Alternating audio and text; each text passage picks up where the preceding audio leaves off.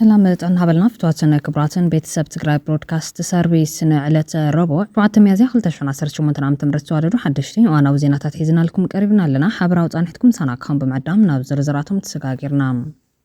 فطامي تسرح حوحات بريزيدنت نت تادس ورده كي تقبل تاريفهم جنرال تادس ورده بوغنو كاخول علي حدا زحزن مرد تزاري بلوم اتوم بزحلف زرخبكوم لومي بهوت كم زيلو ارغاغيص اكبلين حزب تግራይ مرد ناغيروم تكيسوم بلاسنا زولن نورو هذا بيوت يلون نعطم انفورميشن كاتاتلي بيوت زي اللو بساعتين سادي تزلنا يخططات بتاعنا بلي على وجن جنرال صدقان قبرتنساي ابل على ኢትዮጵያ بدل ፈጺምና መባሉ ሕቶታት ተልዒሎም አብይ ንትግራይ ባቡር አይግባን ያብ ዝብለሉ ዘሎ ወቅቲ ጀነራል ጻድቃን ናብይ ዓሰብ ይግቦ ይመባሉ ትንግርት ኮይኑሎም بخال وجن لوخ نبر قدام مستر هايل مارام دسالين قدام مستر أبي أحمد نتجري عزرارب زعبا خوينام ناي بحر وده بدهنة قداي كابز خنوان العليا قداس خوين يركب كول قدام مستر دكتور أبي أحمد تزاري بلو جبت بوجنا نلعلو نتحد نتنتطانير تراح مولو دقفا كم التبفليت الله نزياتهم كالوت معبالتات ندهسنا لنا مساناتنهم بقدام نسلوخ نبر قدام مستر هايل مارام دسالين قدام مستر أبي أحمد عزرارب زعبا خوينام قدام مستر أبي أحمد مال زعبو قال محتت قدم تشعت عمتت هايل مارام دسالين أبعدوان تساتفت مزاربو زسمو زحزن لوخ بقت تازر رخبيهم كل يوم العلوت مرحتي جيبيان وقداي تقراي زلو مرقز بزحزن مالكو تما سال خوينا زغطل زلوقتي توم تقراي مرحا كالت كاب تقدم تشعت عمتت زنبرم كل مدايو بالرخا ابازي زحما مخان دما بفلاينه تركب عد منسينا متنقطا دول كويني زلوم 4 ቢሊዮን ዶላር የፈጀው የኢትዮጵያ ረጅሙ ባቡር አዲስ አበባን ከቀይ ባህር አስተሳሰራት 800 ሜትር ይረዝማል أبي هو داكس نورل على وتحلف تجراي حزب تجراي نبهراو معرنة برن نبهراو العلنا يتقالسن بزول بهيل ما نسيت تجراي نايل معات سنة محدار فتحي نزعنت ديمقراطي حتى كي يعرب بفلايد ما معرم استقالي إثيوبيا تتكام من أي مخان حتى كي يلعل حزب تجراي نبهراو العلنا يتقالسن دو انتاي دوزبل كاب مخونين نترحقة بخلوت نخفتو نرب حزب تجراي أم حراج كم تنحب ترجعام زخصص قينام أبتوان إهدا قبل على إرتراز خطلو أي سلامك في نتزبها الودو هجراو بوليسي هجراو عدا خوين نهلو حزب تجراي بينو تير وزخد الخناتات فتحوي كونن مبال حتى بهراو عبل لا يكونن زل طعمون كساب كابدي سابا نام مغلا زباررو اي قوارص انيروم هذا كابزوم كمزيوم عين الطعام تايل مارب دسالين قدمت شعات عمتات مسنورت عدوا بزنورمي يطاب كتم عدوا بزعبا بابور ملكيتو زغرب لحتو خوينام اب تግራይ بروجكت بابور كم زت قارصن قص مدرس تግራይ ጎታት ስለዝኾነ ባጀት ኢትዮጵያ ንትግራይ ገጾ በውልክ አክፈስ ከም ዘይድላን ኣብቷን በግልጽ ነበርት ዓድዋ መድረኽ ንመላ ህዝብ ትግራይ ድማ ናብ ትግራይ በመምጻ ቁርጹ ዝተዛረበሉ እዋን ነይሮም እዝኹም ዘሎ ህወሓት ይወደግ ኢትዮጵያ በመንገድ ባቡር ዓይን ዓራት ገብር አሳተ 800 ኪሎ ሜትራት መስመራት ባቡር በመዘርጋሕ ኢትዮጵያን ተጠቀም ተገበረን ካሎ ትግራይ ካብ ጅባይ ተመለስ ዜናው ተጀሚሩ ዝነበረ ትልማቤትን ስግረን ብጀካም ጅማር ህንጸት ፋብሪካ ህንጸት ወልቃይት ዋላ ሓንቲ ፕሮጀክት ኣብዚታ ነጸሉ ቀዳማይ ትልማ 5 ዓመታት ይነሮም أتي بوجن فيدرال من قصة قنب بوجن حوحات أي تايل مارم دسالين بزعبات المسمر بابور والديا مغلا شرح مراها بعد وترخيب وزهوريتهم أبهز بتقرأ بفلام من نسيت تقرأ زفتر قطعن زملكات توم مرحتها بتوان كونك سابلومي زخون علا مجلت أي حبلون بصوت هذا حلف وخوينام أبي أحمد بوجن دحرت شعات عمتها مع سال مركز خمسة ما لعب زهوك على محتت مزرابو زي الوقت مركز مرحتي تبيهم خونه نتزيرو لام كدمت شعات عمتها زنور ما برحيل مارم دسالين سقطها مرحت تقرأنا ملكتهم بزحت وجنات كتوعم بستفلا لي ملكو زجاج وخوينام أبتوان حيلتات كيرو بدون قلا مستسرعات أبزجاف علو أبزنور الجزين بشمت سرعات نجحت تجاربون تقعد كيتهم أبزقت تلو لزنور وقتي نزيف تحوز ربها هاي المرام دسالين نسقطها نايتهم مرحتن بتوستعمل جانترا ببزول زفلت سنة بواوي نمقرات مسمار بابور وتزامت بدلاتن بكرار قطمن طعام وزسمع اللواني نيرو اتنايكر متشعت عمتات في التامم سلام دك عدي جنترا ايلوم انتي كابزني عدنا زلو نبارا وخنتات تلعيله زيما كابتن سريقه قطمن يا بعلي غيره معناتي حصر اي درفي اي صرفي يزلكم قريب لخو مسحق يفقدن هاي تخطاطي هايله مريم دسالن اتاغوي تعدي اي سرحن زبلخا ماي بابور منجدي انتي كان في حكايو ود زعبدي هاي زي خيتو ترجم له خيط فانا جينا حزب تግራይ عقل زاملو بابور دبزيحو زغلو خفيلو حنقولكم كناوصكم يو دحراي تتلاعيلو من خيدر بخا زي سمع مراحتي عون بر تقوليتهم ناتكم منا بحالتي تقبار زي عملهم كلهم ملاقستي إذا حاسبكو وببابوري شريك عذر أنا إذا حاسبكو وببابوري حقام عذر حتى إذا حاسبكو وببابوري ورا عذر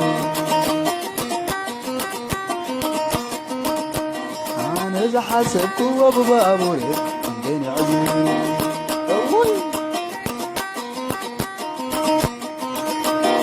أنا إذا حاسبكو وببابوري عشان كأزر أنا إذا حاسبكو وببابوري عشان كأزر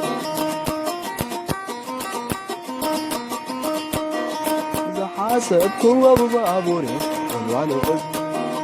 عظيم وترخبه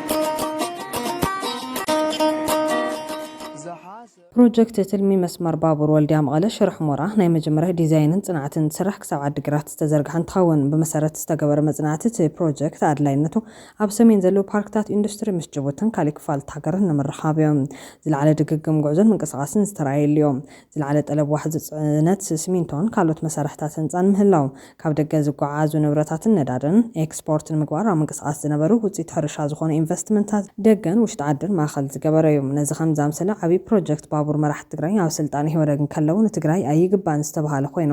ብተመሳሳሊ መንገዲ ድማ ትማል ቀዳማይ ሚኒስትር አብይ አሕመድ ካብ ኣዋሽ ናብ መቐለ ዝወስድ መስመር ባቡር ኣክሳሪ ኢንቨስትመንት ክብል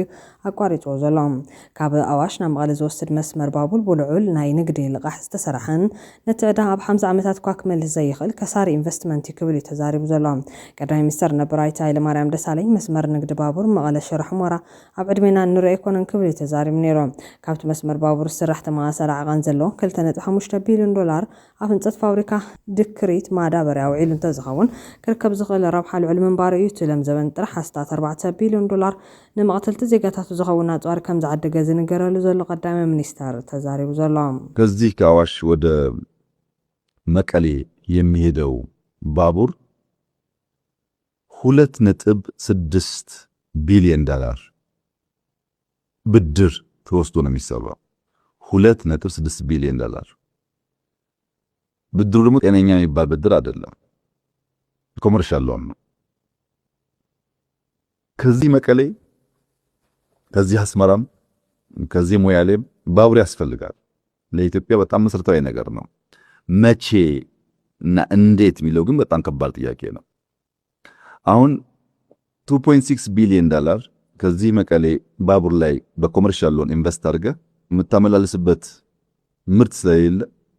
ካለምን ጥርጥር 40-50 ዓመት ኢንቨስትመንቱን አይመልስም ዕዳ አይከፍልም ኢንቨስትመንት አይመልስም ቢኮዝ ከሰራው በኋላ የምታንቀሳቀስበት ብዙም ምርት ስለሌለ ማለት ነው ዋላኳ አብይ ከምዛ ዓይነት በሐሰሱን ወዲትን ዝተላዕጠጠ ዘረባ ሕዝንተ ተዛረበት ሓቅግን ካልዮም መስመር ባቡር ወልድያ መቐለ ሽርሕ ሞራ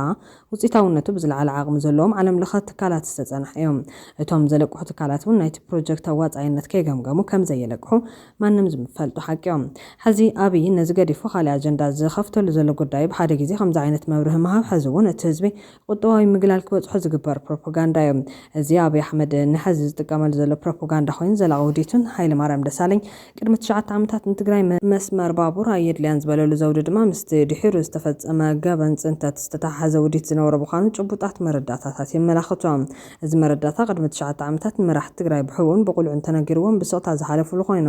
ኣብቲ እዋን ነቲ ዝግበር ዝነበረ ሓደገኛ ውዲታት ዓገብ ብምባል ዝፍለጡ ዝነበሩ ከም ናይ ሎሚ ላዕለዋይ ሓላፊ ሳልሳይ ወያነ ትግራይ ሽዑ ኣብ ሓደ ኣብ ኦሮምያ ዝርከብ ዩኒቨርሲቲ መምህር ዝነበረ ኣክቲቪስት ዘጻዓት ኣናንያ ሴብ ዓድናን ካልኦትን ዓገብ እናበሉ ሰማዕሳኑሉ ወቅት ነይሮም ንምንታይ ንትግራይ ባቡር ኣየድልያን ዝብል ውዲት ተኣሊሙ ንዝብል እቲ ጉዳይ ብሓፂሩ ከምዚ ነይሮም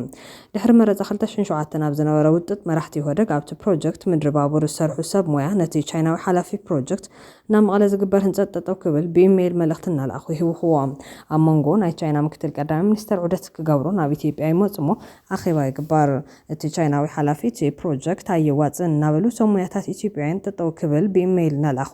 ይህውኹ እውን ኣለው ይብል እቶም ዑደተኛ ቀዳማይ ሚኒስተር ቻይና ሶኢልካ ህንፀት ከቀጽል ይብልዎም ድሕሪት መንግስቲ ኢትዮጵያ ገንዘብ ይብለኝ ኢሉ ህንፀት ባቡር ጠጠው የብሎም ቀፂሉ እቶም ሶሞያታት ልምዓት ትግራይ ዘይወሓጠሎም ሪፖርት የዳሎ እቲ ሪፖርት ድሕሪ ወልድያ ዘሎ ህንፀት መስመር ባቡር ትሑስ ናይ ምጓዓዝ መጠን ክባር ናይ ኢንቨስትመንት ዋጋ ብኣገባብ ኢኮኖሚ ዘይዋጽሕ ብፖለቲካዊ መዳይ ግና ቅቡል ክኸውን ይኽእል ዝብል መደምደምታ ኣሪፎም ክቋረጽ ተገይሮም እቲ ውዲት ዕላሙ እንታይ ዝብል መልዓል ኣገዳሲ ኮይኖም ቀዳማይ ውዲት ኣብ ደቡብ ዘሎ ሃፍቲ ትግራይ ናብ ቆቦ ወልድያ ክውህለል ምግባር መሪሕነት ብኣዴን ንቀዳማይ ሚኒስተር ናብ ቆቦ ወሲዱ ኣብ ቆቦ ጣብያ ይሰርሐልና ዝብል ሕቶ መልዓሉ ዝካርዮም እዚ ቀንዲ መልእኽቱ ንትግራይ ኣይንሰርሕን ዝብል መርድእ ይነግሩ ቅድሚኡ ግና ህዝቢ ኣምሓራ ብዝሓተቱ ተባሂሉ ኣብ ትልሚ ዘይነበረ ተኸሊሱ ከምዛተወ ይዝካር ካልኣይ ውዲት ናይ ምዕራብ ትግራይ ሃፍቲ ናብ መተማ ጎንደር ንምሁላል እዮም ትግራይ እቲ ምብራቕ ኣፍሪካ ዘተኣስር ብግብፅን ሱዳን ነቢሉ ዝርጋሕ መስመር ባቡር ኣካል ከይትኾን ሱዳን ሑመራ ሽረ መቐለ ታጁራ ከይተኣሰር ምግባር ነይሮም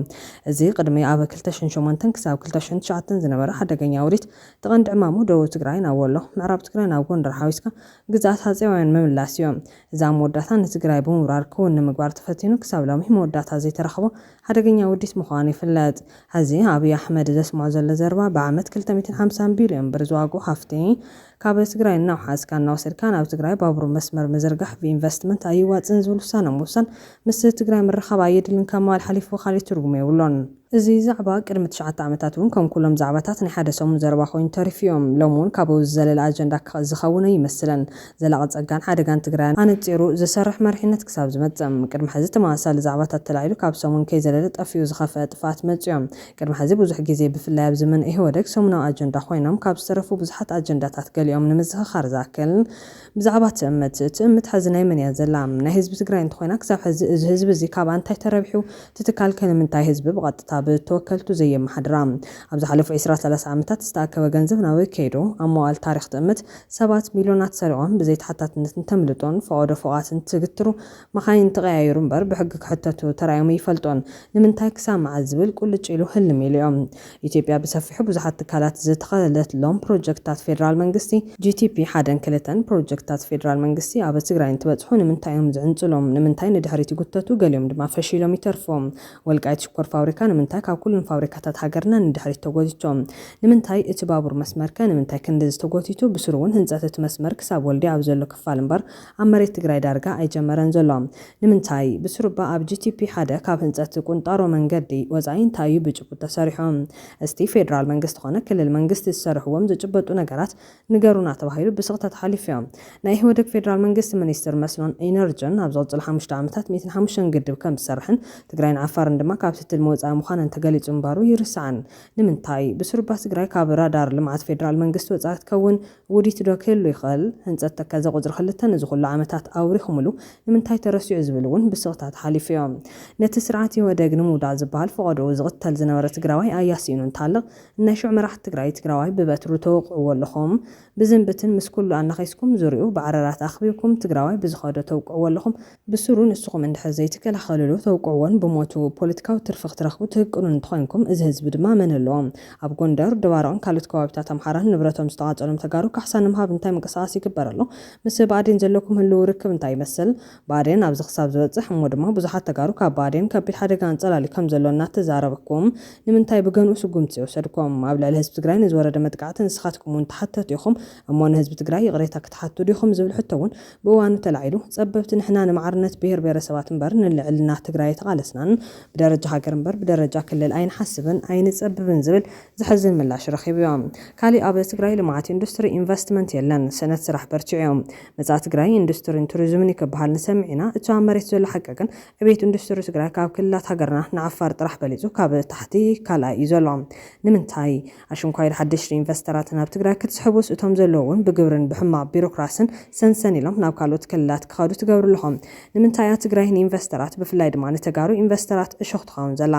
ብውፅኢቱ ድማ ትግራይ ካብ ኩለን ክልላት ኢትዮጵያ ብስነ ስራሕ ከተማን ገጠርን ካብ ኢትዮጵያ ቁፅሪ 1 እያ ንኣብነት ናይ ከተማታት ኢትዮጵያ 17.5 ሜታዊ ትግራይ 19.4 ሜታዊ ስዒቡ ድማ ብስደት ኣብ ቁፅሪ 1 እያ ዘላ እዛ ቁንጣሮ ክልል ኣብ ሳዑዲ የመንን ካልኦት ዓረባዊ ዓድታት ካብ ዘለዉ ኢትዮጵያውያን ስደተኛታት ነቶም 40 ሜታዊ ዝኾኑ ዘወፈየት ምዃና ምዃና ብጽናዕታ ተረጋጊጾም እዮም ንምንታይ መንእሰይ ትግራይ ብኣልማሚት ዝስደድ ዘሎ ንምንታይ ናይ ስራሕ ዕድል ዘይፍጠረሉ ዝብሉ ሕቶታትን ብስቕታት ሓሊፎም እዮም ካሊእ ዓብዪ ዛዕባ ድማ ናይ ምክልኻል ሃገር ወታደራዊ ኢንዱስትሪታት ኣብ ሓደ ቦታ ኣብ ደብረ ዘይትን ደብረ ብርሃንን ዝተኣከበ እዮም እዚ ንህዝቢ ትግራይ ብሓፈሻ ከም ሃገር ድማ ንኢትዮጵያ ከቢድ ሳዕብን ክህልዎ ዝኽእል እዮም ናይ ዩጎዝላቪያ ኣሉታዊ ልምዲ ንዓና ከምህረና ይግባእ ኣብ ከማና ዝበለ ዓድታት ክፍለ ኣካላቶም ወታደራዊ ምህርትታት ኣብ ዝተፈላለዩ ቦታታት ተተኺሎም ነንባዕሎም ክተኣሰሩ ሓደ ብዘይቲ ሓደ ዘይሰርሕ ክኾን ይግባእ እምበር ሙሉእ ቁመና ዘለዎ በይኑ ናይ ኩናት መሳርሒ ምህርቲ ከፍሪ ዝግብኦ ወታደራዊ ኢንዱስትሪ ክህሉ የብሎን ሓደጋ እዩ ፍትሓዊ እውን ኣይኮነን ንምንታይ ዘይተሓስብሉ ዝብል ሕቶ ዘለዓለ መናእስያት እውን ብጸላእትነት ተራእዮም ትግራይ ቅድመት በትህልቂት ምዕናዋ ኣብ ዘመነ ይወደግ ህዝቢ ትግራይ ናይ ሓሶት ጸብጻብነት ተመገበ ዝነብር ዘሎም ጠሚዎን ዝሓደር ህዝቢ ዘየለ ናይ ሕሶት ቁጽርና ምጽኻ ፍሉይ ረብሓ ክዝረክብ ዘሎ ክመስለን ምስ ካልእ ኢትዮጵያውያን ኣሕዋቱ ክቀሓርን ትገብርዎ ኣለኹም ንምንታይ ኣብ ትግራይ እምኒ ኩርናዕ ክስረት እምበር ናብ ተግባር ክሸጋገር ፕሮጀክት ተፈጺሙ ክምረቕ ሪና ይንፈልጠን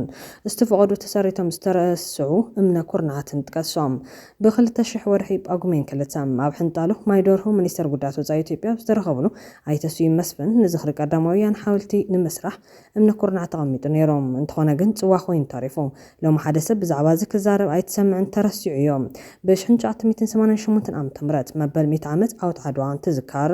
ኣያታትና ንዝኸፈልዎ መስዋዕቲ መዘከርታ ተባሂሉ ዶክተር ነጋሶ ጊዳዳ ኣይተገብሩ ኣስራት ኣይተመለስ ዜናዊ ኣብ ዝተረኸብሉ ሓወልቲ ክስራሕ ተባሂሉ ሽዑ ናይ ፌደራል ፕሬዚደንት ብዝነበሩ ብዶክተር ነጋሶ ጊዳዳ እምነ ኩርናዕ ተሰሪቶም ብወረ ተሪፎም ኣብ 2000 ዓመተ ምህረት ሚሊኒየም ድማ ኣቡነ ጳውሎስ ኣይተጸጋይ በረሃ ኣብ ዝተረኸብሉ ብ1988 ዓመተ ምህረት እምነ ኩርናዕ ተሰሪቶም ክሳብ ሕዚ ዘይምስርሑ ኣዝዩ ዘናስሕ ዘሕፍር ምዃኑ ተገሊጹ ዳግም እምነ ኩርናዕ ተሰሪሕሉ ሕዚ እውን ኩሉ ብዘረባ ብእምነ ኩርናዕ ተሪፎም ማን መዘከርትኡ ፓን አፍሪካኒዝም ዩኒቨርሲቲ ክኽፈት ሙዚየሙን ክስርሐሉ እምነ ኩርናዕ ተቐሚጡሉ ግን ተረሲዖም በብኸባቢኡ ድርቂ ዝፃወሩ ደሓን ማይ ናይ ምትሓዝ ዓቕሚ ዘለዎም ግድባት እንትንሰርሕ ዶ ከምዚ ናይ ለም ዘመን ክረምቲ ሰማይ ደግፍና ማሕደርና ሳርት ክሳብ 2000 ዓመተ ምህረት 500 ግድባት ክታንጽ ተሊማ ነይራ ናይ ሳርት ምፍራስ ናይ ትግራይ ናይ ሕርሻ ልምዓት ተስፋ ኮሊፎ እዮም ብ2000 ዓመተ ምህረት ናይ ዓድዋ ኢኮ ቱሪዝም ፕሮጀክት ተባሂሉ ሓደ ፕሮጀክት ይጣየሽ ብዶክተር ሙልጌታ ፍስሓ ዝበሃል ድማ መተሓባበሩ ነይሮም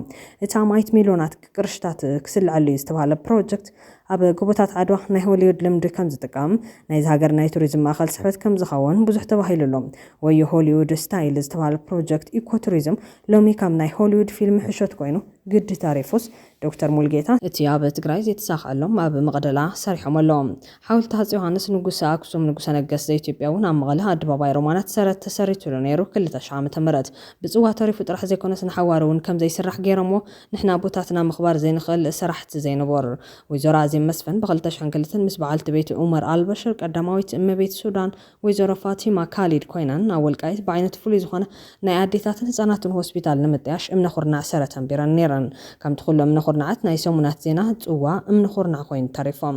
ብ2006 ዓመተ ምህረት ወርሒ ነሓሰ ድማ ዲያስፖራ ተጋሩ ብልዕሊ 200 ሚልዮን ብር ከም ኩነታቱ ክሳብ 1 ቢልዮን ብር ክበጽሕ ዝኽእል ይበሃል ነይሩ ናይ ICT ቴክኖሎጂ ማእከል ላይብረሪ ንምስራሕ እምነ ኩርናዕ ኣቐሚጦም ነይሮም ንሆ ድማ ብዘረባ ተሪፉ ክልል መንግስቲ ትግራይ ከም ዝዓንቀፎ ይስማዕ ኣብ ኣምሓራ ግና ኣብ ወልድያ ብ480 ሚልዮን ብር ዓብዪ ማእከል ICT ከፊቶም ኣለዎም ድማ ፋብሪካ መምከኺ ሓፂን ሽረ እናበልና 10 ዓመት ተወሪጡ ኣፍዮም ኣብ ማይ መኽደን ብ7.1 ቢልዮን ብር ክትከል ዝተባሃለ ፋብሪካ PVC እምነ ኩርናዕ ካብ ዝትከለሉ ጠፍዮም ግቢ ቁፅሪ 45 እናተተለመስ 600 ሜጋዋይት ሓይሊ ከፍልፍል ዝተባሃለ ተከዘ ንልዕሊ 10 ዓመት ተዘሪብሉ ሕዝውን ኮይኑ ተሪፎም መስኖ ልምዓት ኮሪደር ዞባ ምዕራብ ንኸባቢ 10 ዓመታት ተዘሪብሉ መኺኑ እዮም ሚኒ ስታድየም መቐለ ንኸባቢ 18 ዓመት ብዙሕ ተወጊዑ ተሪፎም ዓዲ ሃገር ኣብ 2 ዓመት ብዘይ ወርሕ ብዘይ ሓሸው ደርጓዕ ካብናትና ብ3-4 ዕፅፊ ዝበልፁ ስታድየማት ሰሪሖም ወዲኦም ባህር ዳር ኣዋሳ ጋምቤላ ወልድያ ኣዳማ ኣላማያ ወዘተ ህጻናት አይደር ዝተጨፍጨፉሉን ድሕሪ ሓደ ዓመት ድማ ነዚ ንምዝካር ኣብ ሜጋ ኣምፊ ቲያትር ኣብ ዝነበረ መሬት ብዝተፈጠረ ናይ መድረኽ ምድህማስን ምጽቃጥን ህይወቶም ንሳኑ 24 ህጻናት መዘከርታ ተባሂሉ ጉንበት 28 መዓልቲ ህጻናት ኢትዮጵያ ተባሂሉ ክበዓል ኣብ ፓርላማ ጸዲቑ ተረሲዖም በብኸባቢው ናይ ቤት ትምህርቲ ጣብያ ጥዕና ስራሕቲ መንገዲ ወዘተ እምነ ኩርናዕ ይቕመጠሎም ዜና ብሬድዮን ቴሌቪዥንን ምስተሰርሐሉ ግቡእ ናይ ፕሮፓጋንዳ ግልጋሎት ምስ ሃበ ቆላሕ ዝብሎ የለን እዚ ኩሉ ንምንታይ ኮይኑ ዝብል ሕቶ ዘልዕሉ ቅድሚ መራሕቲ ትግራይ ናብ መቐለ ምህዳሞም ዝወ ዝወቕሱ ዝነበሩ ወገናት ናይቲ ኩሉ ሕማቕና ብተግባር ዘይሸረፍ ዘረባን እምንኹርናዓን መንባር ውፅኢት ድማ ነዚ መሰል በመዋል ንሕና ተጋሩ ብበዝሒ ስደተኛታት ካብ ሃገርና ቀዳሞት ኢና 600 ሚእታዊ ኮይና 40 ሚእታዊ ስደተኛታት ኢትዮጵያ እነፍሪ ጀጋኑ ኢና ትዝገርም ስቲ ኩሉ መንእሰይና ናብዝን ናብትን በቲና ሕዝውን ብስራሕ ስነት ከተማታትና ካብ ሃገር ቀዳሞት ኢና ቀዳሞት ናይ ሃገርና ማእኸላይ ናይ ከተማታት ስነት ስራሕ 17.5 ሚእታዊ ናይ ትግራይ ድማ 19.4 ሚእታዊ ንሕና ጀጋኑ በመዋል ብስላቕን ጓህን ይገልጾም ካብ መላ ሃገር ብበዝሒ ጎደና ሓደርን ለመንትን ተጋሩ ቀዳሞት ኢና እዚ ድማ ብእኒ ኤልሻዳይን ካልኦት መንግስታውን ዘይመንግስታውን ትካላት ተጸኒዑ እላው ዝተገብረ ሓቂዮም ብኢንቨስትመንት ፕሪ ካፒታል ካብ ሃገር ሙሉእ ጭራይና ጭራም በበዝሒ ምቁራጽ ህፃናት ተማሃሮ ካብ መላ ሃገር ቀዳሞት ኢና በበዝሒ ሕፅረት ምግቢ ህፃናት ካብ ዓፋር ቀፂልና ኻላይና ቅድሚ ሓደ ዓመት እላው ብዝተገበረ መጽናዕቲ 44 ሚእታዊ ህፃናት ትግራይ ብሕፅረት ምግቢ ምድኽዳኽ ኣጋጢሞም ኣሎ እዚ ናይ ሎም ዘመን ድርቅን ሕሰምን ትድመሮ ትጸገም ኣበይ በፂሑ ክኸውን ከም ዝኽእል ምግማት ይብል እቲ ናይ ቅድሚ 9 ዓመት ጸብጻብ በአንጻራዊ በዝሒ ደላይ ህፁፅ ሓገዝ ቀለብ ካብቶም ኣብ ቅድሚት ካብ ዝጽውዑ ኢና ብቐጥታዊ ናይ ወፃኢ ኢንቨስትመንት ድማ ንዓፋር ጥራሕ በሊጽና ካብ መወዳእታ ኻላይና ቅድሚ 15-20 ዓመት ተማሃሮ ትግራይ ብሉጻት ተማሃሮ ነይሮም በዓል ንግስተ ሳባ ሃፀይ ዮሃንስ ኣጋዚ ወዘተ 10 ብውፅኢታዊ ብሄራዊ ፈተናታት 12 ክፍሊ ኣብ ቅድሚት ዝስሩዕን በብርካ ሃገር ጽቡቕ ሽም ዝነበሮም ነይሮም ትግራይ ብሓፈሻ ኣብ ቅድሚት ነይራ ዳርጋ 10 ዓመትና ዓመት ተጋሩ 10 ክፍሊ ብምውዳቕ ኣብ ቅድሚት ኣለና እዚ ኩሉ ንምንታይ ኮይኖም ኣበይ ዳኣሎት ኩሉን 25 ዓመታት እዝና ዘህጠራ ትግራይ ወርቂ ብወርቂ ጌርናያ ፕሮፓጋንዳ ኣበይ ዳኣላታ ዓይን ዓረት ዝኾነት ትግራይ ኣበይ ዳኣላታ ህዝባ ዝሓለፈሉ ሓረስተያ ሚሊዮነር ዝኾነላ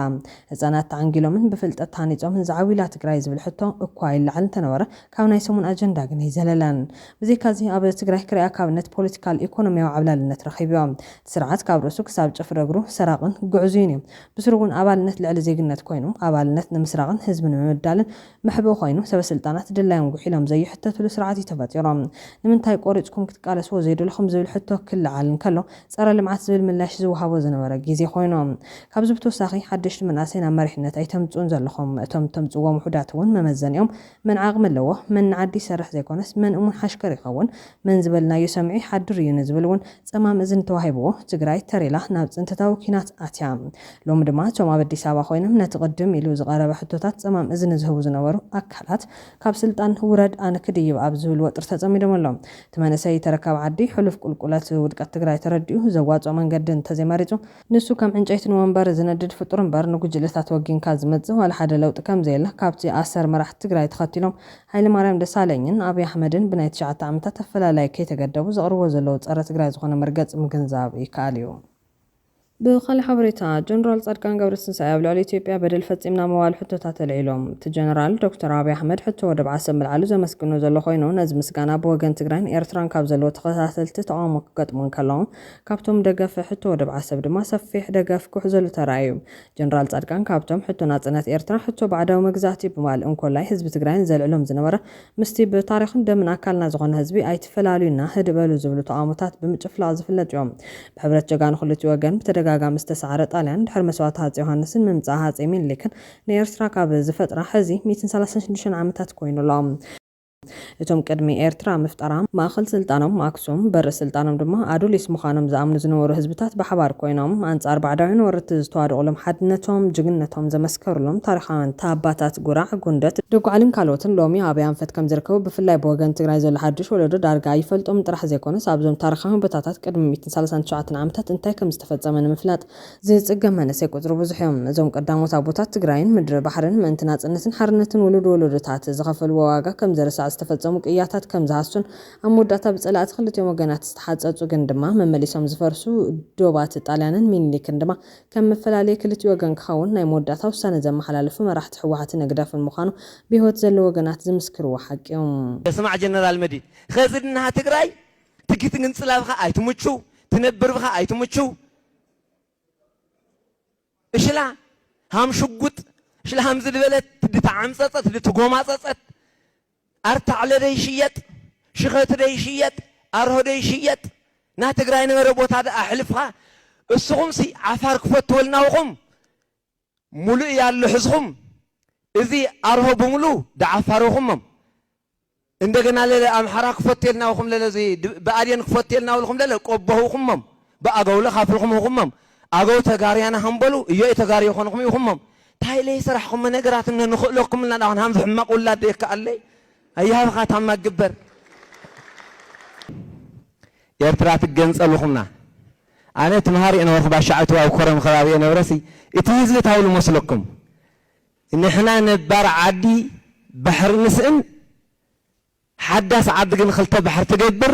توكل يغني إذا إتوبيا تبال عدل بحرنا شوية مبلع توقعنا الساتهم لدمنياتنا يوم دخونوا لكم أيوهم بالعلى ودهم مسهم صعن تفدرهم أي تجنس اللي ضد بلسه بالله أسرهم أنبركم مكرنا ريحنا هذا هو نهزب دمس لي تادمسو እዚ ኩሉ ምሕጽንታ ህዝቢ ተረጊጹን ታሪኽን መንነትን ክልተ ህዝብታት ኣብ ግምት ዘእተወ ክልተ ህዝቢ ዝኾነ ፕሮጀክት ጣልያንን ሚኒሊክን ዘቐጽል ህንጸት ሃገር ኣብ ኢትዮጵያን ኤርትራን በግደፍን ሕወሓትን ኣብ 4 ኪሎን ዓዳሃሉን ቀጽሉ ዓድታት ትግራይን ኤርትራን ሕምብርት ኩናትን ስጋት ኩናትን ኮይኑ መንእሰይ ብኩናት ሓሊቑ ዝተረፈ ድማ ይበታትን ኣብ ዘለሉ ወቕትዮም ጀነራል ጻድቃን ፕሮጀክት ሃፀይ ሚኒሊክ ዝኾነት ኢትዮጵያ ካብ ፕሮጀክት ጣልያን ዝኾነት ኤርትራ ወደብ ዓሰብ ብዘይ ምምንዛዓ ከም ዝጣዓስ ዝገልጽ ዘሎም ጀነራል ጻድቃን ገብረትንሳኤ ብድሕርቲ ሕቶታት ህዝቢ ትግራይ ኣብ ጉዳይ መጻኢ ርክባት ምስቶም ሸነኽ ሰሜን ዘለዎ ወገናቱ ከየልዕል ብምጭፍላቕ ዝተገበረ ምፍልላይ ብድሕሪኡ ዝነበረ ንህልኽ መራሕቲ ክልቲኦም ውድባት ክበሃል ዝፈሰሰ ደም ክልቲኡ ህዝብን ኣመልኪቶም ምስ መደበር ቴሌቪዥን ብልጽግና ኢቢሲ ኣብ ዘካየዶ ቃለ መሕተት ኣብታ 1998 ክሳብ 2000 ዝተኻየደ ኩናት ኢትዮ ኤርትራ ብኣንፈት ዓድዋ ዓዲ ኋላን ዓረዛን ሓሊፍና ኣብ ጥቓ መንደፈራ ብኣንፈት ሰንዓፈ እምቦሴራ ሓሊፍና ጥቓ ዓዲ ቀይሕ ክንጽጋዕን ከለና ብኣንፈት ደንከል ድማ ካብ ዓሰብ 18 ኪሎ ሜትር ጥራሕ ርሒቓ ኣብ ትርከብ أي مكر بتحنا نرنا قبل تسمعهم أبتيا كابش حنجات 1990 كسابش حنجات 1990 كل تنابست خيدا وكينات إيرترا بعصر تشحد زغطرك أي حتن سلمت الملام من سيت غزيفة من زي بهال نبرة هزبن تحت غرزن بريسون عنين يوم كابزي تزحزن دمه تنقد خوينات انتهي مخان كساب حزم ميستر مخان يوم نايتوانا زاسراوي تيبي أزنبرت صادقان قبرت نساي أبز حزم اس إي بي سي زكايدو قال محتاج أبتشعوان بزنبرنا وتدرع عغون دبلوماسيا وتسلوان عسبنا مقود صار نخل نيرنا ينام تخونا جن مرحت بوليتيكا يتقبلون كل قال يطلعون زربانايت جنرال بزحت حتوتات زلعل زلو خوينو بغندو جن أبي أحمد زهبو زلو دقاف بمنطر مزاع عدل حزبتات تقراين إيرتران زلو وزيت نقافيتها نغرب اليوم كم زفلت بطاليان من اللي كنت تتجهنا موداتا حوحات نقدفن زوال دوانن كل تاجرات مخانن أب حبرات تاجرات عفلتو كرخباز جبروان بروجكتات إثيوبيان إيرتران بغطتهم تزواري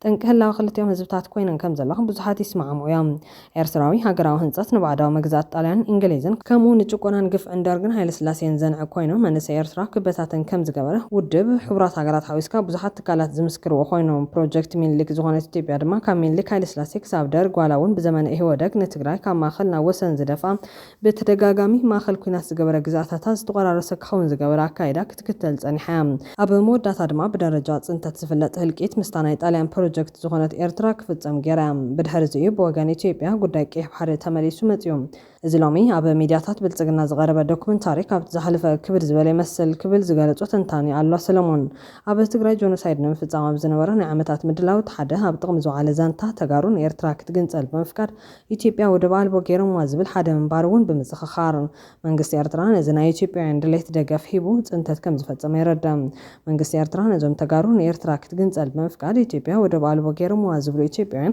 أبو إيرترا بيت صحفت كافيتو مانزار تقارو كقالسو بسلة تقرأ استلعادتنا أي ميديان سنتحفن بروباغندا وفركا كايرو مولو دقاف كيرام لوميام أبو موداتا مس مشاركتو دما سراوي تخطيطهم أبو تقرأ جونوسايد بمستاف أكال طفاتن علمسن تقرأ كوينهم علم لخاو قام فتمام زبل على سلامون شعبيا دقافتون كابتن غيح بحرك سوايه نزانة إيرتران هاللخو أي تنكفن زبل تقرأين لعلي كيح بحريناتنا أيو إيرترا أكال إثيوبيا زبل أمحرا وإثيوبيا ويخبرهم بانزارو نتسلم وحو نت قربتنا نزغدم تقرأي كتسألوه كرحقون كتسيفون يستوعلهم كابز حليفهم مستوم إيرترا قنتلكم إلهم أبلع التقرأي زوافر وحابرهم أبلع التقرأي جونوسايد فتمهم ينبماليو نأتحسس ما نيتسأر هزب إيرتران تقرأين كوين زغد زلزلو نايطاليان بروجكت زغلطهم إيرتراوين شعبية هابوان تقرأي جونوسايد نو مور زبل سلفي لموت بانديرا إثيوبيا تخدينهم أو هاجرات كند تواسعت زخون لون من قاليو زنايا فتمت بروجكت طاليان ميليك المرايا مخاني ردام إثيوبيا خمزيت بتاتنين هنقبر إثيوبيا نخيت بتاتن كيت الجمامع ويانا داغم بسلطان كيمس إزي يعني ناتي تميت ناتي دليت ناتي زأمنو منقسيون زأمنو له إلي زأمن إثيوبيا كم تقسن مقبار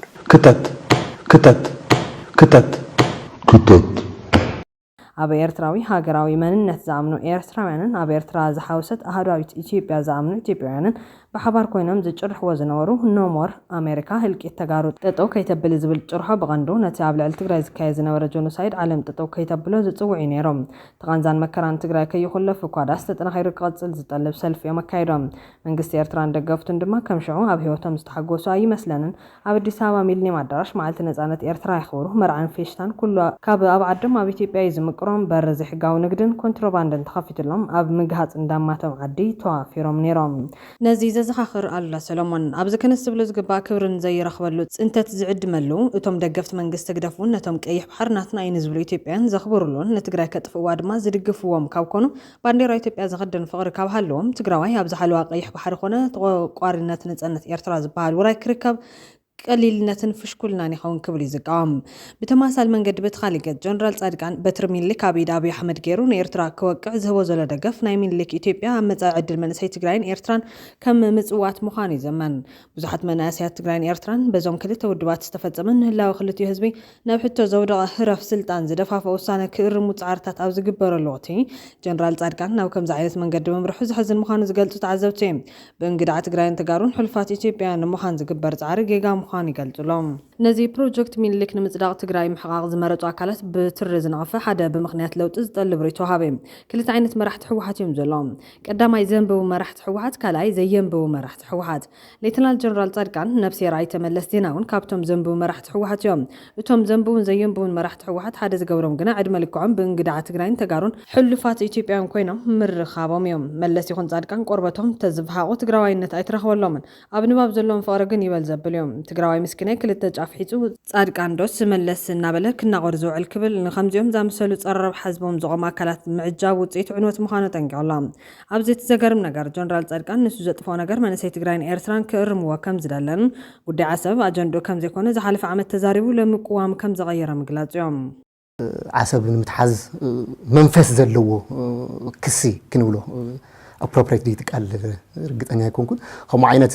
መንፈስ ዘለዎ ሓበሬታ ተወዚዑ መዘራረብ ዝኾነሉ ጉዳይ እውን ኣሎ። ምናልባት ኣብዚ ግልጽነት ምፍጣር ጽቡቕ ኣጋጣሚ ኢለ ከም ሕቶ ዘቕርቦ ዘለኹ ኣነ እውን ሰሚዐ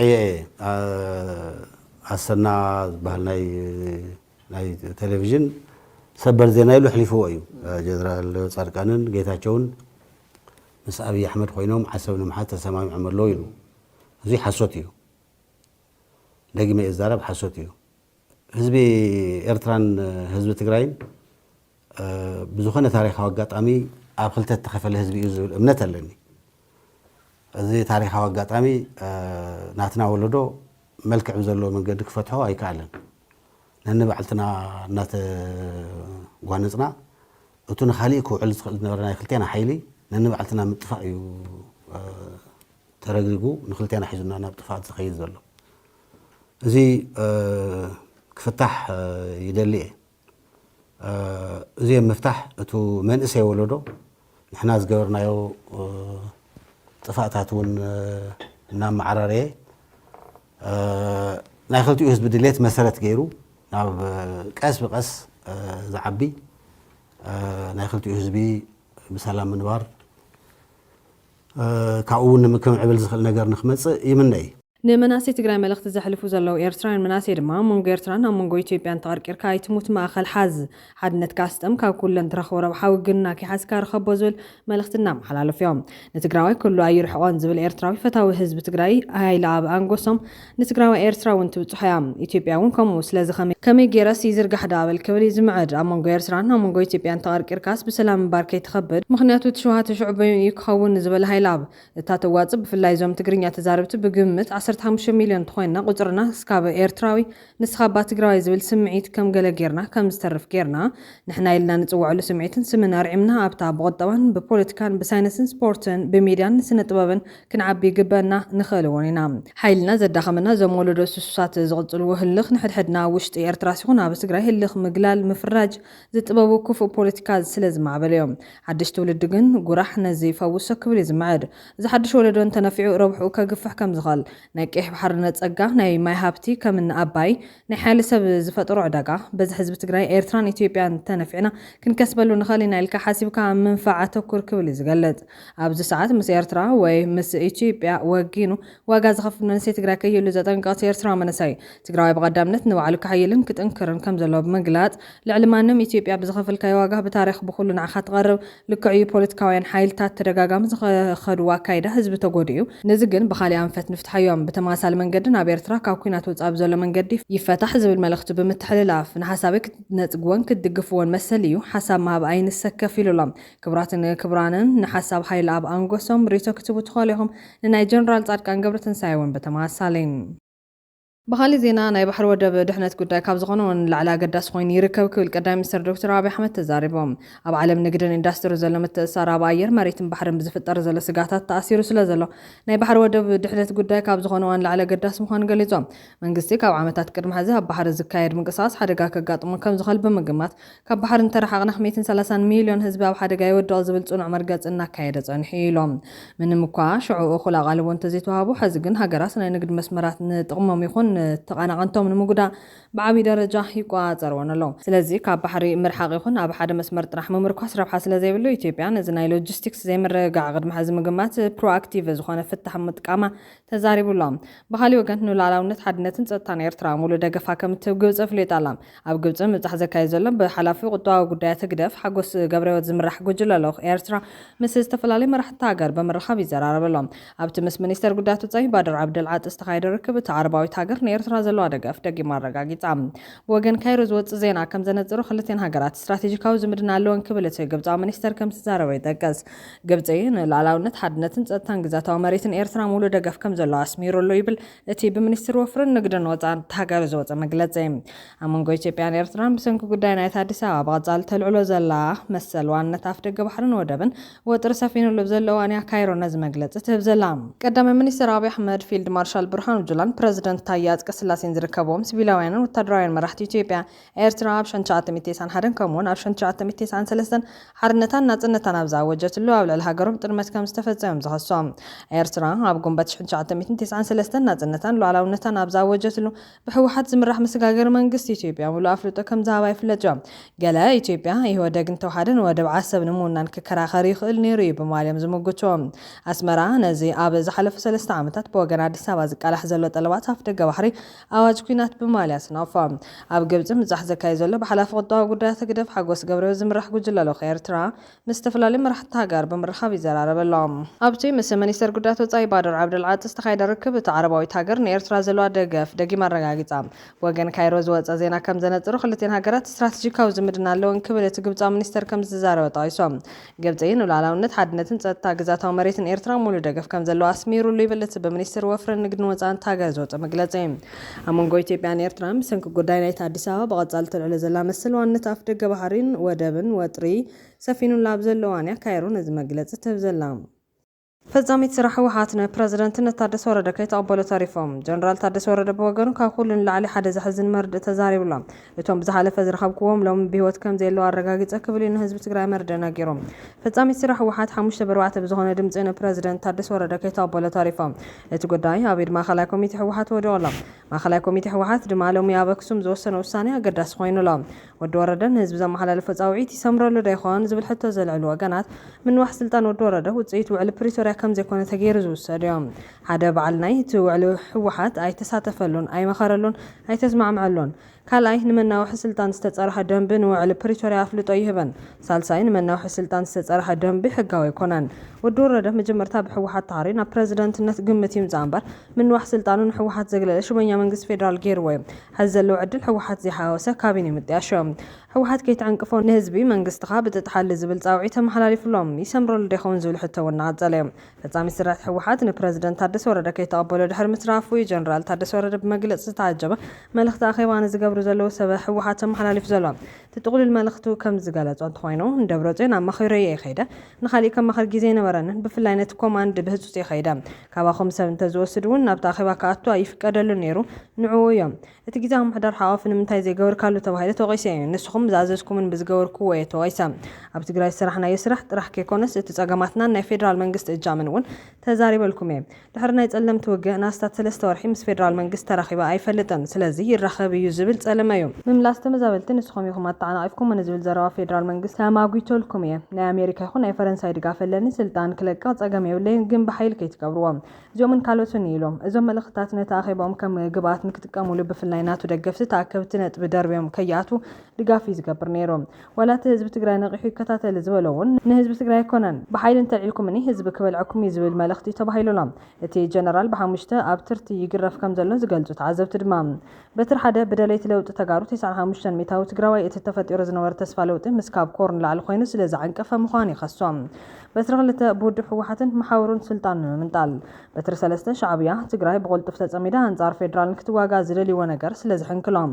በትር 4 ብፋኖ ድሌት ፋኖ ንኣብይ ደምሲስካ መሬት ምዕራብ ትግራይ ራያን ጸለምትን ብሕግ ንምውሳድ እዮም ኣብይ ስለ ዝኣበዮም ስለዚ ምስ ትግራይ ኮይንካ 4 ኺላት ዓባይ ኣምሓራ ምፍጣር ወዲ ወረዳ ኣይተሓባበረን ብዝብል ይጸልዎም በትር 5 በፌደራል መንግስቲ ወዲ ወረዳ ኣብ አዲስ አበባ እሽናበለ ትግራይ ከይዱ ይኽሕደና እዩ ጽምዶ ይድግፍ ኢሉ ይጸሎም ዝብሉ ኮይኖም ነዞም 5 ኣብ ትርቲ ተጻዊሮ በዝበት እናተጸረፈ ጉዳያት ብሰላም ኩዳኽ ገብሮ ጸልሕ ጻሪ ክብሪ ይግቦ ኢሎም ኣለዎም እቲ ጀነራል መግለጹ ትግራይ ኩናት የድልያን ዝተረፈ መንሰይን ምህላቕ እሞ ድማ መወዳእታ ናብ ዘይብሉ ኩናት ካኣቱ ይፈቅደን ኣነ መራሒ በጦለን ይኮንኩን ወረደዩ ክበሃል ኣይክእል ኢሉ እዩ ክሳብ ሕዚ ተሪር ተቃውሞ ዝገጥሞ ዘሎ ምምሕዳር ታደሰ ወረደ ልክዕ ኣይኮነን ዝተመረጸ መንግስትና ንመልስ ዝብል ብዶክተር ደብረጽዮን ገብረ ሚካኤል ዝምራሕ መሪሕነት እዮም በርግጽ ኣብ ትሕቲ ዘሎ ማእኸላይ ኮሚቴ ዝበሃል ድማ ብዙሕ ግዜ ታደሰ ወረደ ዝድግፍ ውሳነ ዝውሰን ኣብላላይነት ቁጥር ዘሎ እዩ ዓለም ገብረ ዋህድ ኣማኻሪ ፕረዚደንት ኮይኑ ንክምደብ ውሳነ ፈጻሚ ስራሕ ዝገልበጠ እዩ እናተባሃለ ይርከብ ጀነራል ታደሰ ወረደ ነዚ ከም ዕድል ተጠቂሙ ኣብ መግለጺ ከም ዝሓበሮም እተን ግዜን ዝሓለፈን ልዕሊ 10 ዓመት ዝገብራ ቤት ምኽርታት ምካብ ዝፍትንዎ ነገር ከም ዘሎ ይገልጽ እሞ ዝቑም ነገር ኣየምፅን ክሕሰበሉ ዘይብሉ ይብል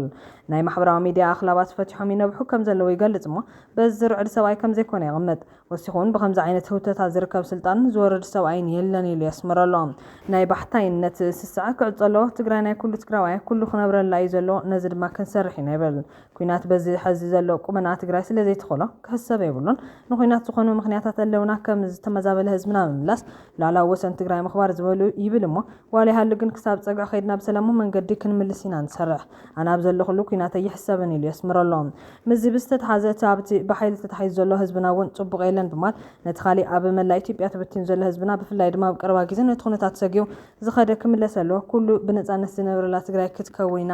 ንሰርሕ ዘለና ይበል ብምድፋዕ ጸላይና ተጫጭሕና ንኸደሉ ግዜ ይበቃ ብሓሳብ ንስተፈለየ ጸላይ እናበደልና ክንደይ ምስተረፍና ኢና ክንፋቶ ያክል ኩሉ ይተኣከብ ምድፋዕ የብቅዕ ኢሎም ምስ ውልቆ ብምትሓዝ እውን ኩናት ከም ዝፈልጥን ዝኾነ ሓይሊ ከም ዘይትንክፎን እዩ ኣተንቢዮም ንዘይ ንውድኦ ኩናት እንጀምር ኩናት ምጅማሩ ዘይኮነስ መወዳእቱ ክትፈልጦ ኣለካ ብማል ነቲ ስጋኣት ኩናት ማ የፍሲሱሎም ቃጺሉ ድማ ዝተፈጠረ ይፈጠር ካብ ትግራይ ብህውተታ ይኹን ብኻልእ ንቕንቐይ ንብልን ተኸባቢርና ጽቡቕ ተዘይኮይኑ ግን ድማ ኩላትና ነናይ ባዕልና ክብሪ ኣለና ዝዋሃለልና ይዓቕሚ ኣለና ብማል ዳርጋ ምፍራሕ ትመስል ሸወቢሉ እዮም ኣብ መወዳእታ ህዝቢ ትግራይ ነዚ ኩነታት ንጡፍ ኮይኑ ዝከታተሉ ጉዳይ ብማል እዩ ከንቢቶም ኣብዚኣ ግን መንግስቲ ኢሉ በኣጽንኦት ረቂሑሎም ካብ ኩሉ ዝሓዝን ዘረቦ ግን እቶም ብዝሓለፈ እዋን ናብ ዓራት ደቂሶም ንዓድና ምለስና ዝበልዎ ተመዛበልቲ ሎሚ ብሂወት ከም ዘየለው ኣረጋጊፀ ክብል እዩ ንህዝቢ ትግራይ መርደ ነጊርዎ ዘሎም ኣነ ርኤ እቶም ተመዛበልቲ ዘለዉ ኩሉ ኩነታት ርኤ ድሕሪቶም ደቂሶም ምለሰና ዝብሉን ነበሩ ሕዚ ብሂወት የለውን ናቶም ኢንፎርሜሽን ይከታተለ ብሂወት ዘየለው ብዙሓት እዮም ሳዲ እቲ ዘለናይ ኩነታት ብጣዕሚ መበሊ ግድን ክምለሱ ክንመልስ ኣለና ካብ ጭርሖ ክሓልፍ ኣሎ ካብ ክስታይ ከብል ኣሎ ክወፅ ኣለዎ እዚ ናይ ፖለቲካ ክስታይ ኣይኮነን ክኾን ዘለዎ ፖለቲካዊ መዋዕ ዓይነት ክኾን የብሎን ሪል ዝኾነ መፍትሒ ክበል ዘሎ ግድን ክንመልሶም ኣለና እዚ እቲ ሓደ ዝበል ክረኣይ ዘሎ ላዕለወ ወሰናትና ምዕራብ ትግራይ ናይ ትግራይ ብዝኾነ መገዲ خالي أيكون سلمت ناي تقرأي يفلت يتوزلو منكسواس يفلت أيكون تبازالتي أيكون أون هزب الله توزل هزبون خمي نبر الله يفلت تقرأي أو تقرأي زلو ترح أيكون هذي كاب تقرأي وصل زلو أفت ما أخل حد زلو تقرأيون قال لي ليكون وصل زلو ترح ما أخل حد زلو هذا زغادة تقرأيون قال لي ليكون بزحين هفتي لا تقرأي هفتي تزوج تقرأي يكون زلو دقي زلو بزحون دقي مباراة ديساي هلو تقرأي هلو توعيو تارجت خويني لا تقرأي بعد هفتي سبحان الله تداتا بذنب تزيف لطهون حسرت هذا شحاتي يكون مليوناتي كاب تقرأي وصاصا